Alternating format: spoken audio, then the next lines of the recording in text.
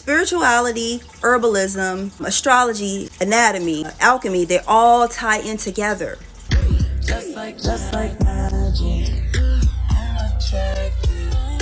I get everything I want 'cause I attract. This word here is Latin. The Old Testament is written in Hebrew and even further back, Aramaic. And the equivalent to this word, based on the translation, will be goral in the Old Testament, which is lot, fate, portion, is casting lots. In the New Testament, where this word here is in Latin, the beginning of the word source means lot, fate, fortune, and even sometimes portion.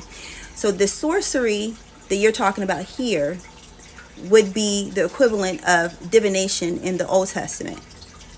But another side note with this, in the New Testament, where in Galatians you're talking about this word is pharmakia, because remember the New Testament was first written in Greek.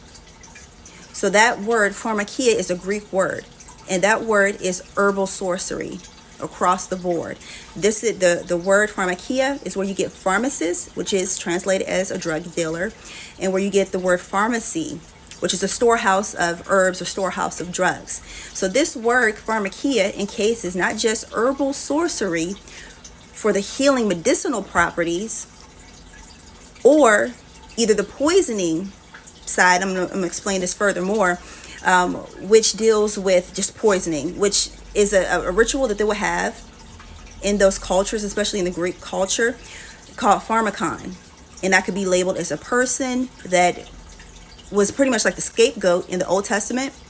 It would be their equivalent of a scapegoat. So it would be unto the sun god.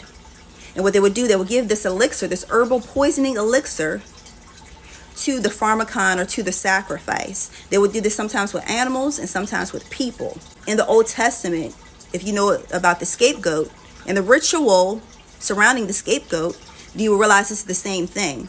They would also give the goat an elixir that would cause them to be more in a relaxed state, sometimes not being able to feel pain. So the healing medicinal part of this same word pharmakia, which is a category of poisoning, but however, dealing with herbalism, it will be bitter herbs. In the New Testament, in Revelations, the word wormwood is in there, and that translates as a bitter herb. And wormwood is a bitter herb. It gets in the gut and it kills the bacteria, kills any parasites. In the Old Testament, there's a herb called hyssop, and hyssop is also a bitter herb. This will also be under the category of pharmakia, herbal poisoning. So you have poisoning that only tears away and eats away at the body.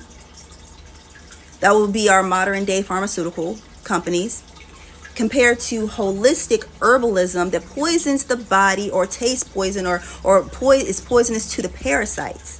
Spirituality, herbalism, astrology, anatomy, alchemy, they all tie in together.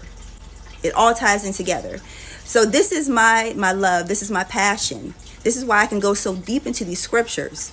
And if you guys are interested, I do have my latest book, The Bible's Hidden Divination and Magic. It is sold out here on TikTok as it is on back order as I'm making this video. And you can always go to Amazon.